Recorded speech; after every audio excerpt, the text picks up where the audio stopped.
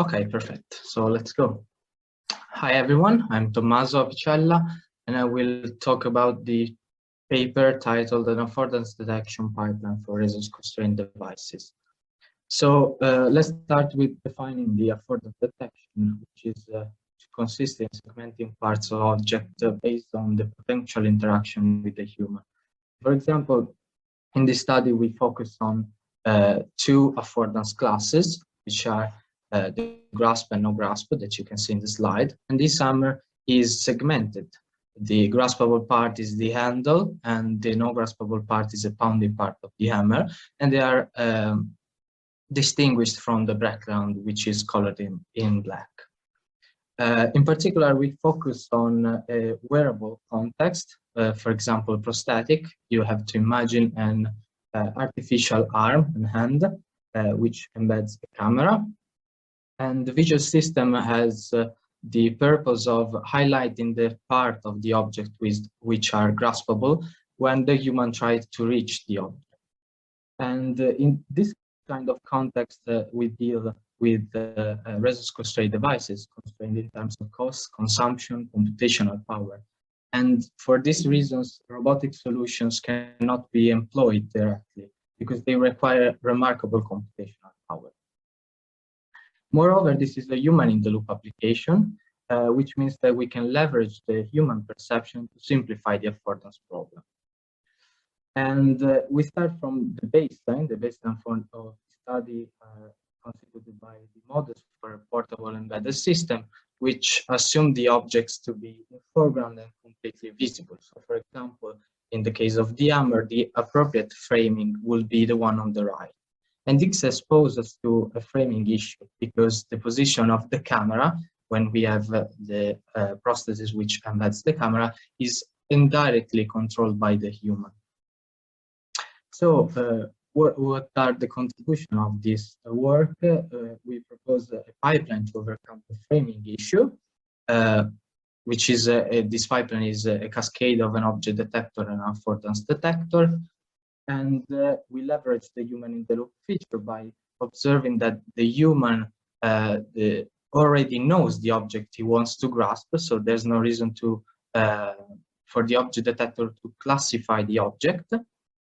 Hence, we train the object detector only to localize the object and give it a generic class object.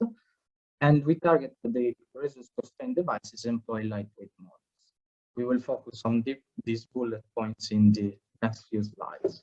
So for what concerns the pipeline, the object detector restricts the visual field of the affordance detector only to the object present of the scene, and the affordance detector performs the prediction of the affordance mask. Also, in this case, the background is in black, the graspable part is in blue, and the non-graspable part in green for both the racket and the hammer. And for what concerns the models, this pipeline is already proposed in a robotic state-of-the-art work. And you can see in this slide a gigaflops versus parameters in millions comparison between object detectors, affordance detectors, and the one referring to the second reference is the robotic solution for the object detector. And as you can see, this kind of object detector has a higher number of parameters and gigaflops that cannot be employed in this wearable setup.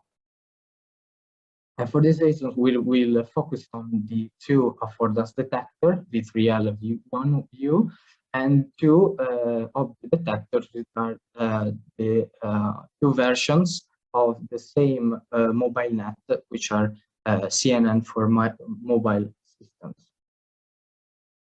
The datasets we used in the experimental part are come from the robotic state-of-the-art. They are different in features. The UMD has a simple setting. All the images are the same resolution.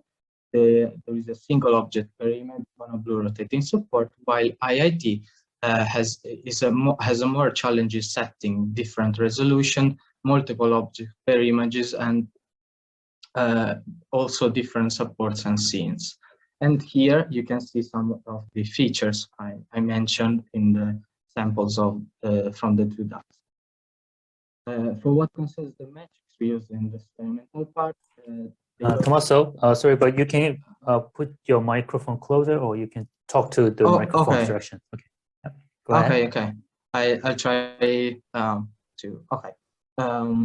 So for what concerns the metrics we used in the experimental part, we used the mean average precision and the intersection of the unit for the object detection and the FW beta score for affordance detection. The mean average precision computes the area under precision recall curve by fixing the intersection of the unit, which gives a score of how much the prediction and the ground truth boxes are overlapped and similar in terms of size, while FW beta score combines precision and recall, but these are weighted based on the dependency between the ground truth pixels of the affordance mask and the error based on the distance with respect to the ground truth.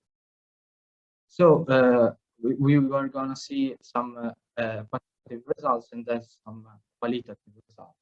For what concerns the object detection, we first compared the performance in terms of mean average precision of the two object detectors, the large and small version for both datasets.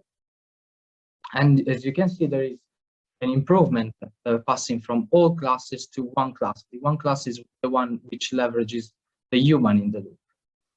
While for IIT Datasets, due to its complexity, which is higher, the improvement is visible for the large model and is not present in the case of the small model.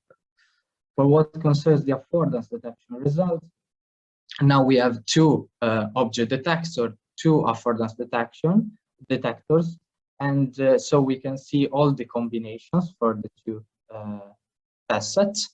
And the blue solution considers the absence of the object detector. So this is our baseline. The affordance classes, it is possible to observe for grasp and no grasp class an improvement in the FW beta score for both test sets. So from a qualitative point of view, you can see that the baseline, given these framings, cannot really predict the affordance, while the proposed methods focusing on the object present on the scene can provide an affordance detection which is more correct.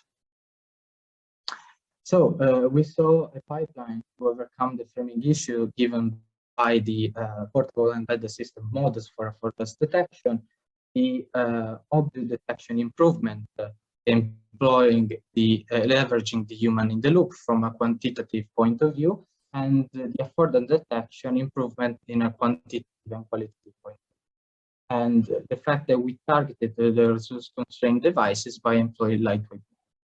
With this, I conclude my presentation. I leave you my contacts and the link to the code. Thank you very much.